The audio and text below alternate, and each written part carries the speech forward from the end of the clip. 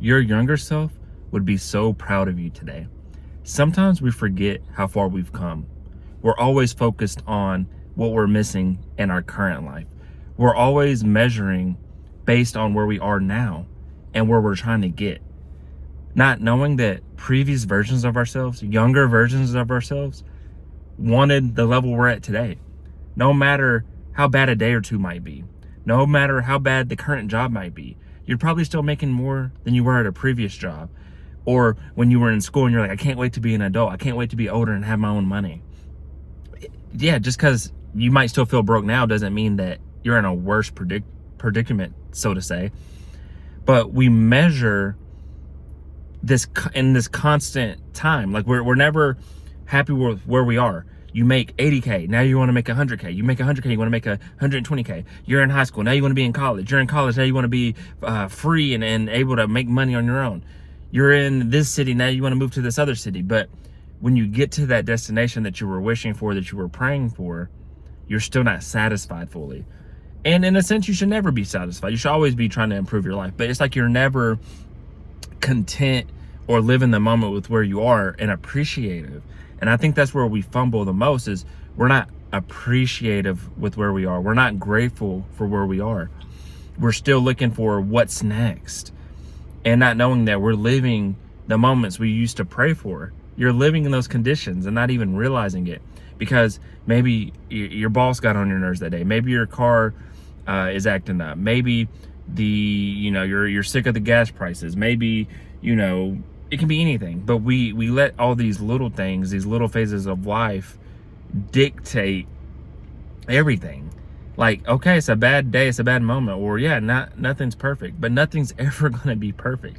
You have $1 million salary, you can have the perfect spouse, you're still gonna have arguments, you're still gonna have bad days, you're still gonna have expenses, you're still gonna have things that bog you down. That's life. So why not live in the moment?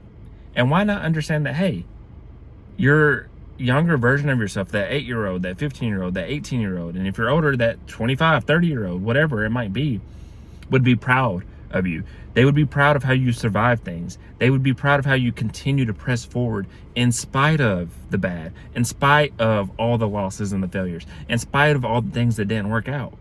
They would be proud of how you're managing and still learning to push forward and survive, and that you are accomplishing things. A lot of you that are watching this, you've done hard things. You've accomplished things, and you just forget about it.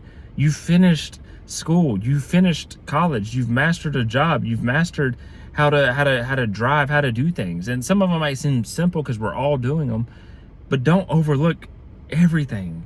That's life. We overlook so much of what we do and have done, and then we're looking to do the next thing, and the next thing in the future is this big accomplishment, and then we do it, and then after a year we don't care about it anymore. Now we're looking for the next best thing. And I think too many of us, we just get lost in the moment, and we let little things bog us down. Like I said, it could be a bad day at work or a bad week at work, but that job is still a blessing. You probably prayed for that job. You accepted that job. You verbally said, I want this job, and signed offer letters and went and did orientation and all that crap to get the job.